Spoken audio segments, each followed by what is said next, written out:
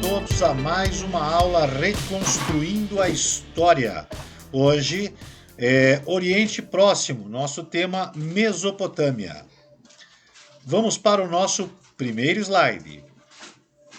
Primeiro nós estamos vendo a imagem aí do zigurate, tá? Construção grandiosa, morada sagrada dos deuses sumerianos, tá? A primeira civilização da Mesopotâmia. Seguindo para o slide. Mesopotâmia significava terra ou região entre rios em grego. A região que estudaremos nessa aula ficou conhecida por esse nome porque se localizava entre os rios Tigre e Eufrates. Esses rios atraíram diversos povos da mesma forma que acontecia no rio Nilo.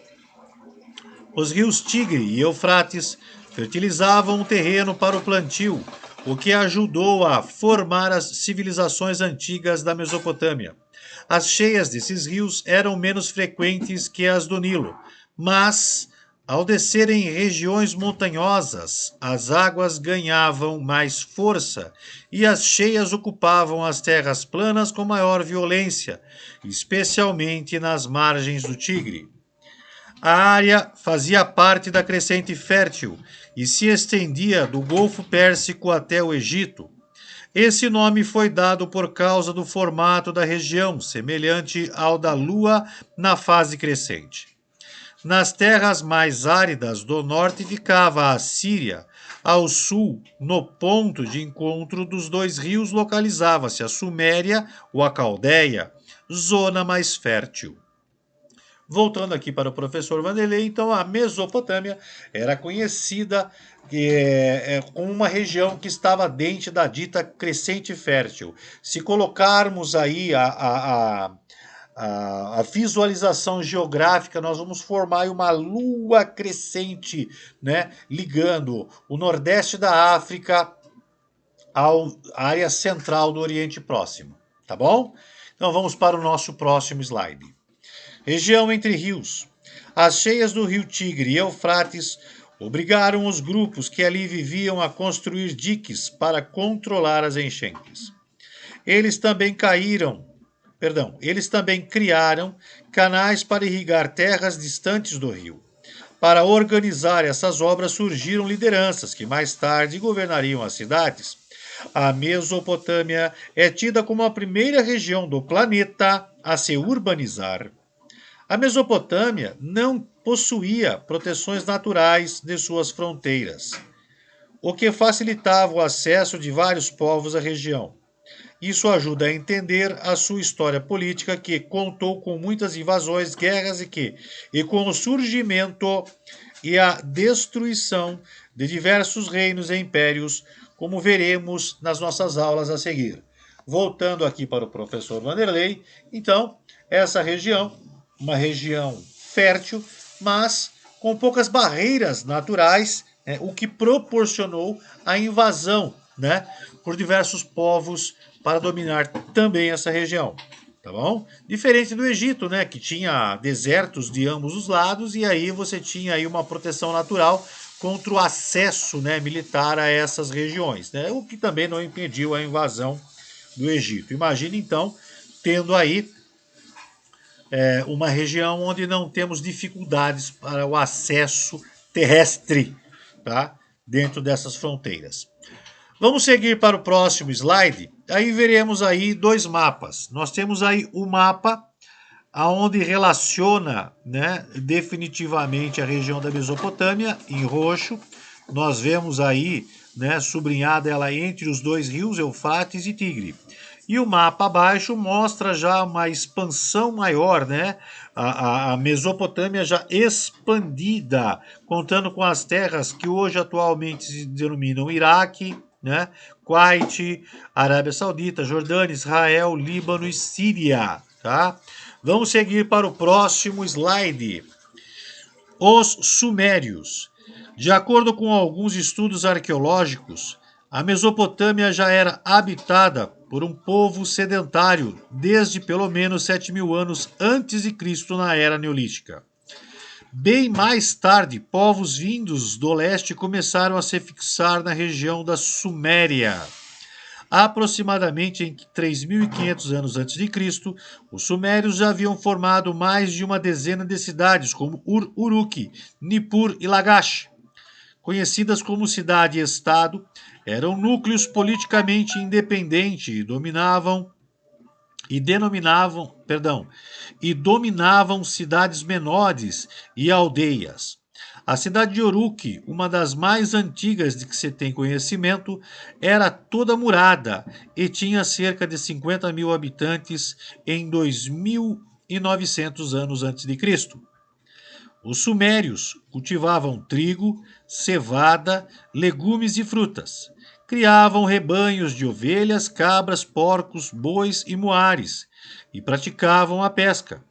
Eles também se dedicavam ao comércio local e com cidades distantes, como as do vale do rio Indo. Com o crescimento da produção, passaram a registrar as transformações comerciais, a quantidade de mercadorias, as conquistas de guerra, entre outras coisas. Muito disso foi documentado em tabuletas de argila, como as que você poderá ver, né, nas imagens ao lado aí no mesmo slide. Os escribas, pessoas que faziam estes registros, tinham um papel de destaque em toda a sociedade mesopotâmica. Voltando aqui para mim, então, no slide, vocês puderam ver as tábuas de argila, vocês puderam ver os zigurates em período, né, de utilização, vocês puderam ver imagens artísticas, né, de estátuas referente a deuses e deusas da Suméria. É um povo que se desenvolveu fortemente na região, né? Graças a ele, conhecemos várias tecnologias do período antigo, ou seja, eles foram os desenvolvedores dessa tecnologia. Uma delas, a roda. Tá? Do que se tem notícia, quem utilizou pela primeira vez a roda para os diversos processos tecnológicos, né? Tanto para o desenvolvimento agrícola como para desenvolvimento artesão, foram os sumérios. Tá bom? Beleza? Então vamos para o próximo slide para nos aprofundarmos ainda mais nesse contexto. Os principais edifícios das cidades sumérias eram os templos e palácios, os zigurates, considerados moradias das divindades locais. Eram estruturas grandiosas. Palácios destinava-se a impressionar os visitantes e era decorado com relevos e tijolos esmaltados. Já as casas da população eram, em geral, construídas de forma bem simples com adobe. Havia muita rivalidade entre as cidades-estados Lagash, Ur, Eridu e Kish. Disputaram o poder por muitos séculos. Essas lutas internas enfraqueceram os sumérios, que ficaram sujeitos a invasões. Voltando aqui para o professor Vanderlei, então, dentro do próprio, vamos dizer assim, governo, né, fragmentado dos sumérios, tendo em vista que não tinham uma cidade centralizando o poder, né? Cada cidade tinha o seu governo próprio, então era um estado fragmentado por cidades-estados, elas competiam entre si e isso proporcionou, né, a possibilidade de invasões, né, de civilizações estrangeiras dentro dessa região, tá bom? Uma dessas civilizações militares foram os acádios. Vamos para o próximo slide e vamos entender um pouco mais sobre essa invasão e a formação desse novo império, ok? O Império Acadiano. Povos conhecidos como acadianos vindos do norte conquistaram a Suméria pouco antes de 2.300 anos antes de Cristo. Décadas mais tarde, o rei Sargão I liderou a unificação de várias cidades-estados, fundando um império que dominava todo o sul da Mesopotâmia. Uma série de invasões estrangeiras enfraqueceram o Império Acadiano até que os Amoritas, vindos do leste, conseguiram dominar todas as regiões e, por volta de 1900 a.C., fundaram o Império com sede na cidade de Babilônia, surgia então o primeiro Império Babilônico. Voltando aqui para mim, depois voltamos para o slide, tá? Então, os acadianos foram os primeiros estrangeiros a invadir a região da Mesopotâmia, né? A região onde temos aí a civilização suméria, né? E através de Sargão I unificar pelo menos a região sul da Mesopotâmia, nas diversas cidades que ali existiam, né, e criar ali, vamos dizer assim, o Império Acadiano, tá?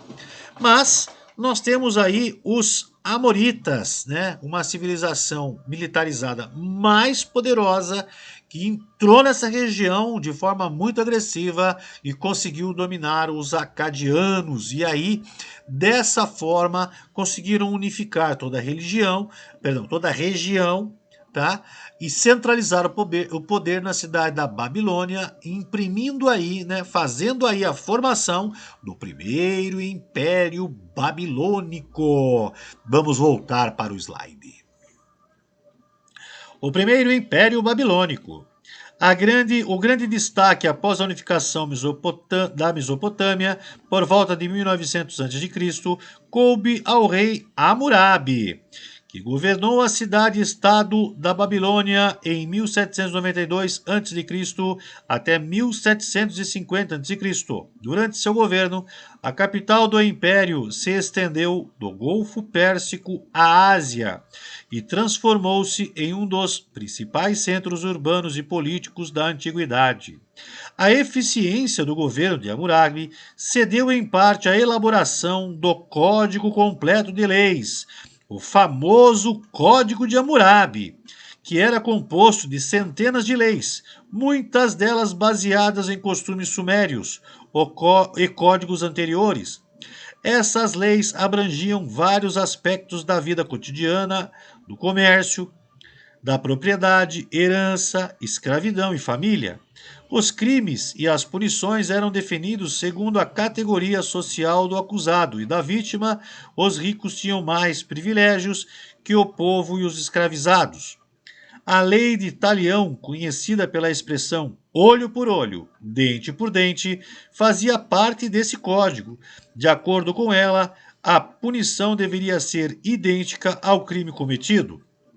A partir de 1595 a.C., grandes migrações indo-europeias, principalmente dos hititas e dos cassitas, desorganizaram o Império Babilônico, dando origem a reinos menores e rivais. Voltando aqui para o professor Vanderlei. Então, né, nesse novo Império Babilônico, nesse primeiro Império Babilônico, surge então esse grandioso rei, o rei Hammurabi.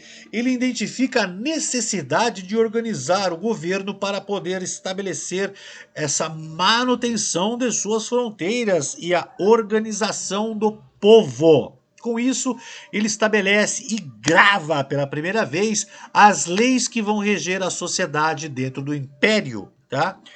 É muito conhecida, né, como lei de Talião, dente por dente, olho por olho, ou seja, se você brigou com alguém por motivo fútil e vamos lá, cortou a mão dessa pessoa, você também vai ter a sua mão cortada. Se você cortou a orelha de uma pessoa por uma briga, que você também vai ter a sua orelha cortada. Ou seja, dente por dente, olho por olho.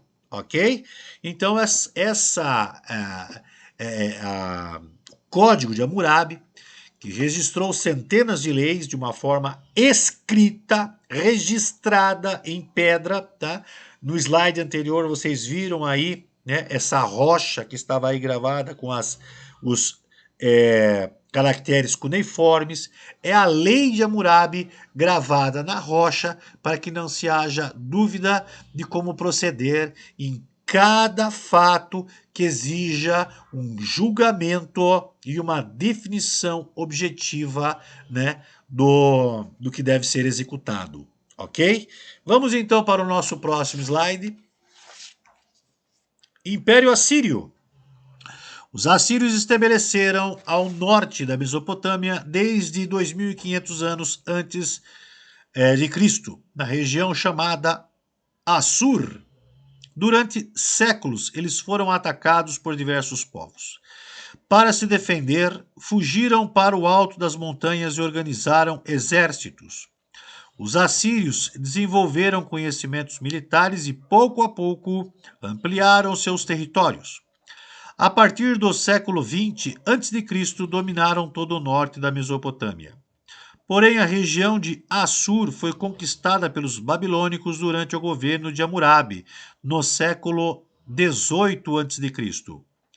Muito tempo depois, do século IX a.C. ao século VII a.C., quando a Babilônia estava enfraquecida, os assírios estabeleceram um poderoso império sobre a Mesopotâmia.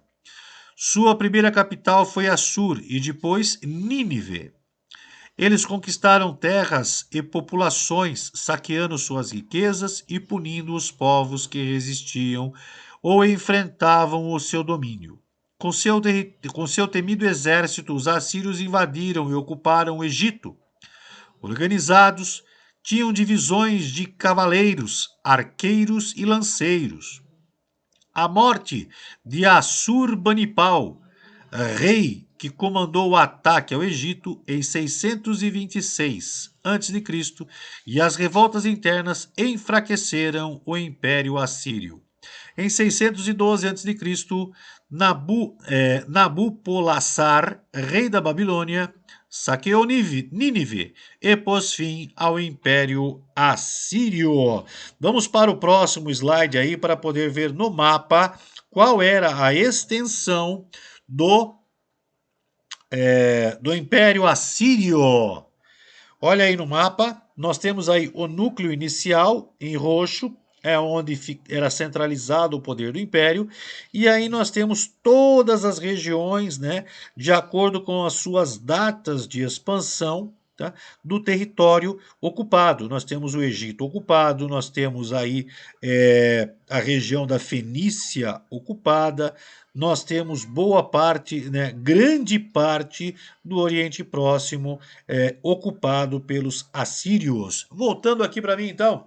Então, os assírios aproveitaram o momento em que o Império Babilônico estava enfraquecido devido a expansões que não deram certo, devido a revoltas internas, devido a má manutenção do governo por governantes, né, com dificuldades, né, na sua governança, no seu processo de manutenção de suas fronteiras, e os assírios se aproveitaram disso, invadiram toda essa região e aí deram início ao Império Assírio, que termina em 612, quando Nabopolassar, rei da Babilônia, enfrenta, né, de forma agressiva esse império, esse povo assírio, e dá fim ao Império Assírio, voltando, né, a Babilônia a ter poder total sobre a sua região, a região da Mesopotâmia.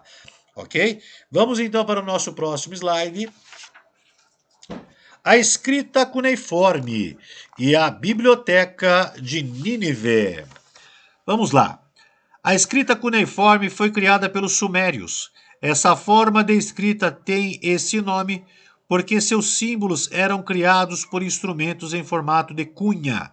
Os símbolos eram gravados em placas de argila úmida, que depois eram assadas em um forno ou secas ao sol. Várias civilizações mesopotâmicas adotaram a escrita cuneiforme. Ela é formada por cerca de 500 sinais básicos, que foram simplificados com o tempo, facilitando sua representação. Algumas vezes a escrita era feita em cilindros que ficavam nos templos e palácios. Neles era contada a história do edifício e do soberano que o havia construído. A biblioteca de Nínive foi uma importante construção do reino de Assurbanipal.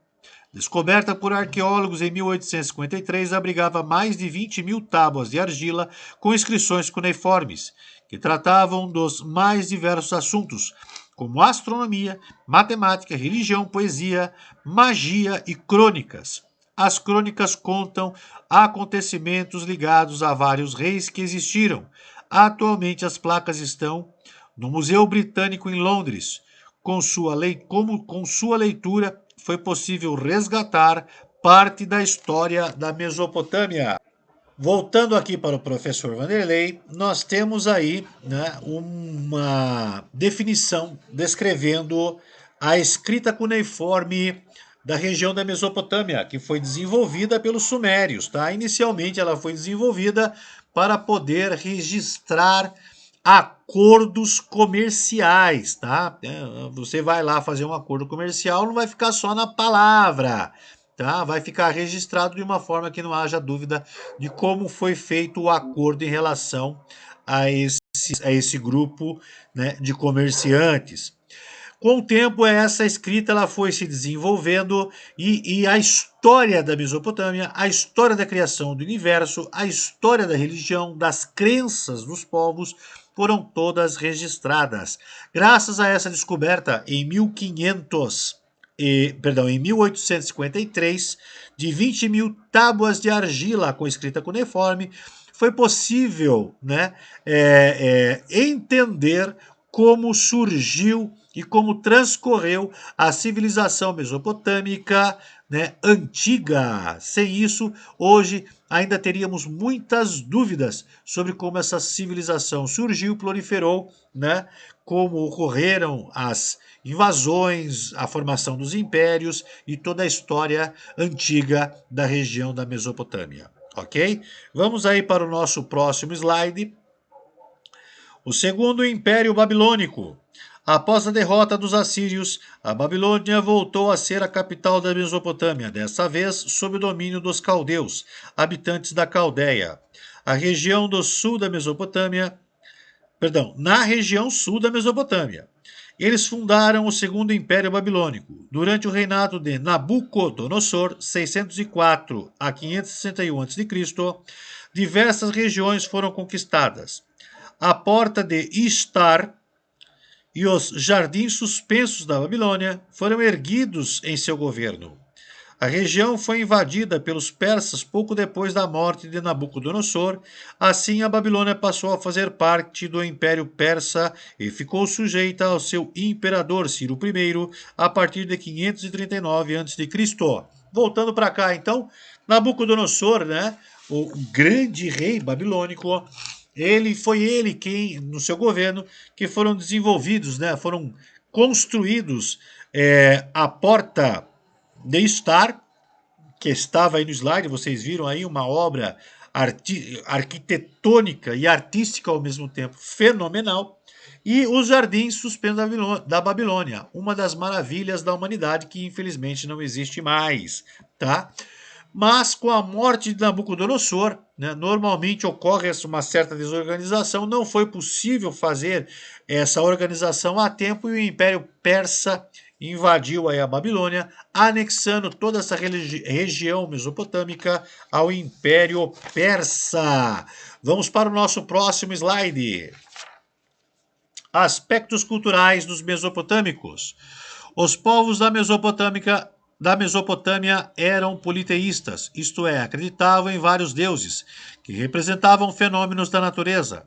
Entre as principais divindades estavam Marduk, deus da cidade da Babilônia, Shamash, deus sol e da justiça, Anu, deus relacionado ao céu, Enlil, relacionado ao ar, Ea, deus dos rios, da chuva e das águas subterrâneas e da criação, Istar, deusa do amor e da guerra, e Tammuz, deus dos alimentos e da vegetação.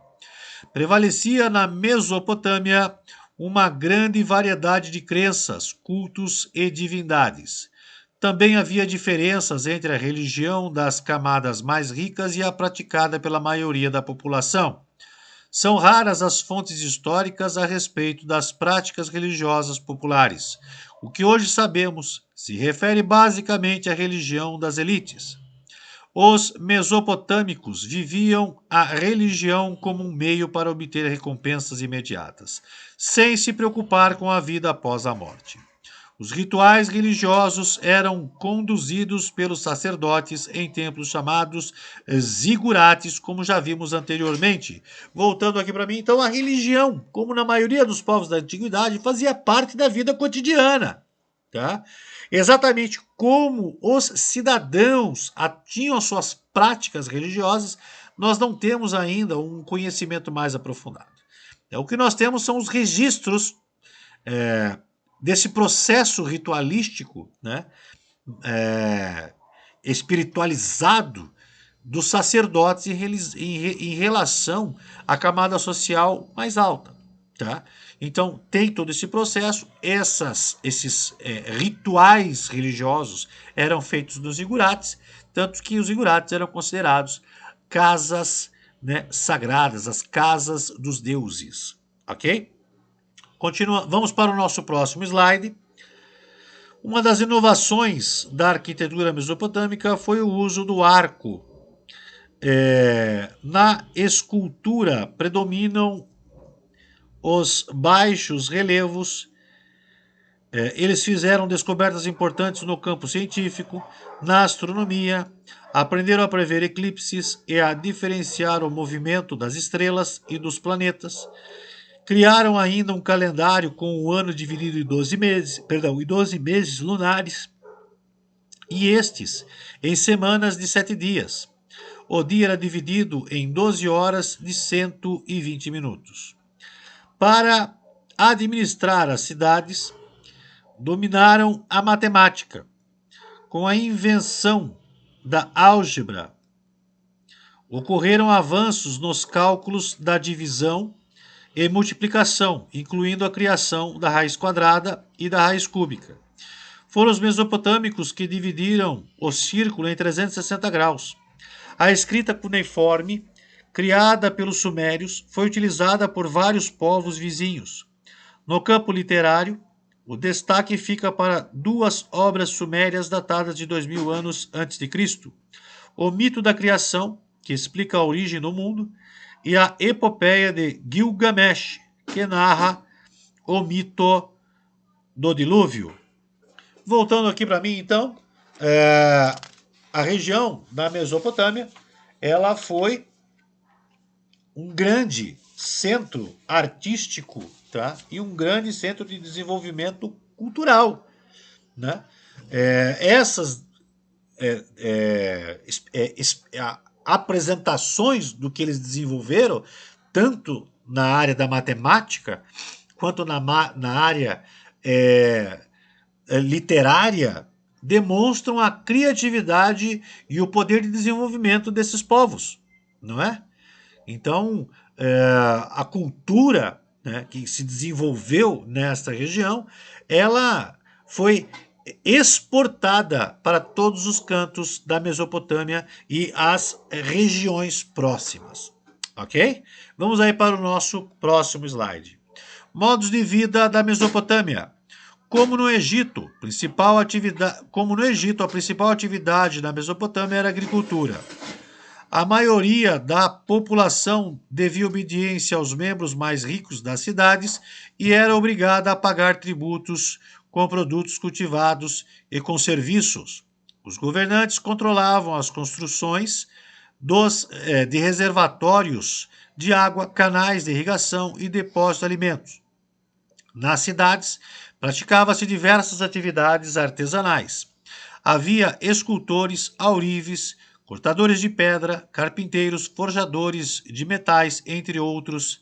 O comércio desenvolveu-se e alcançou terras distantes. Negociavam-se produtos diversos fabricados pelos babilônicos, além de madeira, metais e pedras preciosas que eram trocados por tecidos e outras manufaturas. Essas trocas eram possíveis graças à rede de rios da região. Em consequência, a Babilônia transformou-se em um dos mais importantes entrepostos comerciais da antiguidade. A sociedade era estratificada. As categorias sociais menos privilegiadas eram os camponeses e os escravos. Estes eram principalmente prisioneiros de guerra, mas havia também escravos por condenação e por dívidas. Voltando aqui para mim, então, a sociedade possuía várias camadas, tá?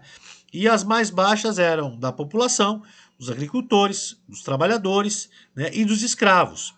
Os escravos poderiam ser ali os escravos prisioneiros de guerra, mas também poderiam ser próprios mesopotâmicos que tinham sido condenados por algum crime ou que estavam devendo e não conseguiam pagar as suas dívidas. Ok? Vamos aí para o nosso slide final que demonstra a sociedade mesopotâmica. Vamos então para o próximo slide. Como se pode ver, na pirâmide social acima dos camponeses e escravos havia a camada composta por artesãos, comerciantes, militares e funcionários públicos. A camada mais privilegiada era composta pelo rei, sacerdotes, familiares, dos monarcas e funcionários da administração. Estes grupos controlavam as melhores terras e assim dominavam a produção de alimentos. As propriedades particulares e o comércio garantiam a força dos homens livres mais ricos. Perdão. As propriedades particulares e o comércio garantiam a força dos homens livres e mais ricos. Seus direitos eram reconhecidos e defendidos nos órgãos coletivos.